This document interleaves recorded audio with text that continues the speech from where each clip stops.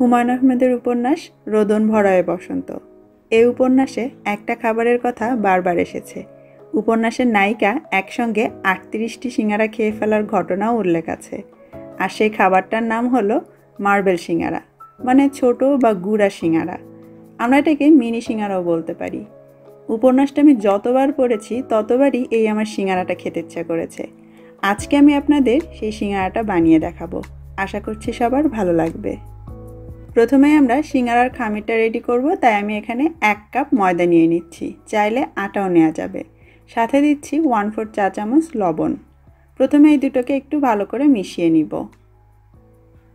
তারপরে আমি এর মধ্যে তেল দিয়ে দিব, চাইলে ঘিও দেওয়া যাবে। আমি এখানে 2 টেবিল চামচ তেল দিয়ে দিচ্ছি। তেলটা দেওয়ার পরে ময়দার সঙ্গে খুব ভালো করে এটাকে মিশিয়ে নিতে হবে। ততক্ষণ পর্যন্ত মেশাতে হবে যতক্ষণ না তেলটা ময়দার সঙ্গে মিশে যায় এবং এটা অনেকটা ভেজা ভেজা ব্রেড ক্রাম্বের মতো হয়ে আসে। এই যে দেখতে পাচ্ছেন, হাতে মুঠো করে ধরলে এরকম দলা পাকিয়ে যাবে। তখনই বুঝবেন তেলটা খুব ভালো করে ময়দার সঙ্গে মিশে গিয়েছে। এবারে এতে ঠিক 1/4 কাপ পানি দিয়ে দিতে হবে।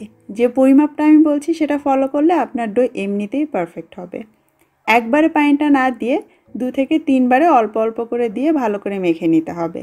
আর সিঙ্গারার জন্য যে খামিরটা হবে সেটা খুব বেশি নরম কিন্তু হবে না, মোটামুটি শক্ত থাকবে, আবার একেবারে ইটের মতো শক্তও না।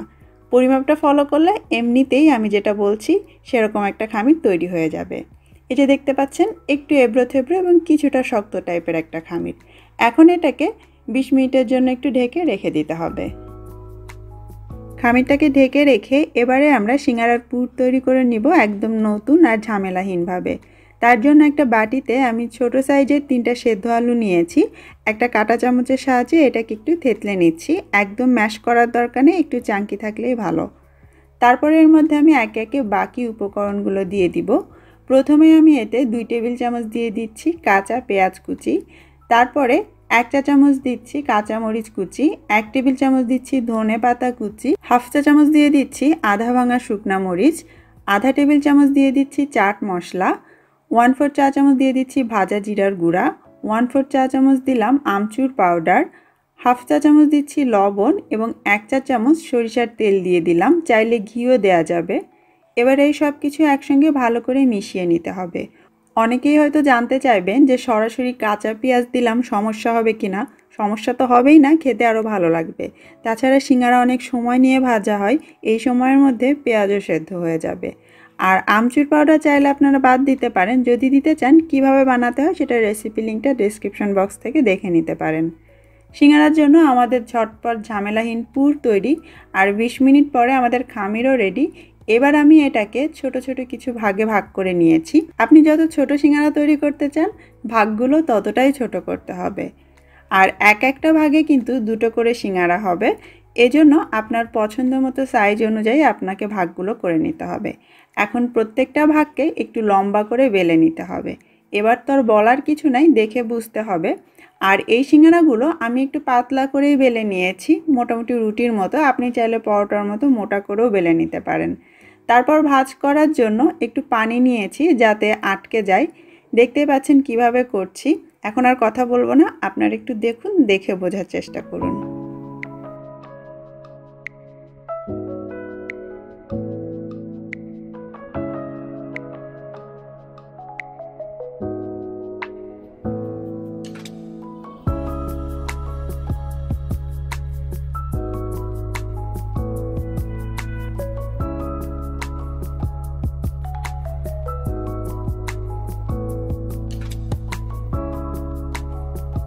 ব্যাস, সিঙ্গারাও কিন্তু ভাজ হয়ে গিয়েছে।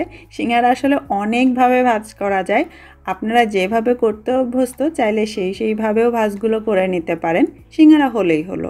এই যে হয়ে গিয়েছে আমার কিউট মিনি সিঙ্গারা।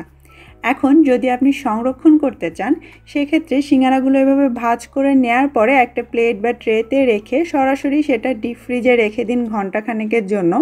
যখন দেখবেন সিঙ্গারার বাইরে থেকে কিছুটা শক্ত হয়ে এসেছে তখন এগুলোকে একসঙ্গে করে কোনো একটা পলি ব্যাগ বা বক্সের মধ্যে করে রেখে দিতে পারেন। এটা কিন্তু অনেক দিন পর্যন্ত ভালো থাকবে। কাঁচা পেঁয়াজ দিলেও কোনো সমস্যা হবে না, কারণ ডিপের মধ্যে এটা ফ্রোজেন অবস্থায় থাকবে। আর ভাজার জন্য বড় সিঙ্গারার মতোই ছোট সিঙ্গারার নিয়ম। ডুবো তেলে ভাজতে হবে, অল্প আঁচে সময় নিয়ে ভাজতে হবে। দেখতেই পাচ্ছেন প্রথমে যখন আমি সিঙ্গারাগুলো দিলাম খুব বেশি বাবল উঠবে না, অনেক মৃদু আঁচে এটাকে ভেজে নিতে হবে। এক একটা ব্যাচ ভাজতে আপনার মোটামুটি 15-16 মিনিট সময় তো লাগবেই। তাহলে দেখবেন সিঙ্গারার গায়ে কোনো বিচি বিচি বা ঘামাচির মতো দানা উঠবে না। সিঙ্গারার বাইরের আবরণটা অনেক মসৃণ হবে এবং একই সঙ্গে খেতেও খাস্তা হবে। ব্যাস তৈরি হয়ে গেল আমার মিনি সিঙ্গারা। আমার 1 কাপ ময়দায় 28টা সিঙ্গারা হয়েছে। আর এই 28টা সিঙ্গারা কিন্তু আমি একাই খেতে পারি। আপনারা কয়টা খেতে পারেন একা একা? সেটা অবশ্যই কমেন্ট করে আমাকে জানাবেন এবং সেই সঙ্গে আজকের রেসিপিটা কেমন লেগেছে সেটা জানাতেও ভুলবেন না। সবাই ভালো থাকবেন, আমার জন্য দোয়া করবেন। আল্লাহ হাফেজ।